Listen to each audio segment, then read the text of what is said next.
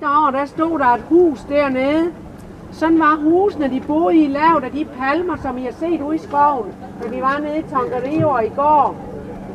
Og det hus hernede, det er faldet sammen, fordi der er rigtig meget aktivitet i undergrunden lige nu. That's central heating. Ja, så det er centralvarme, siger hun. Det er hot water.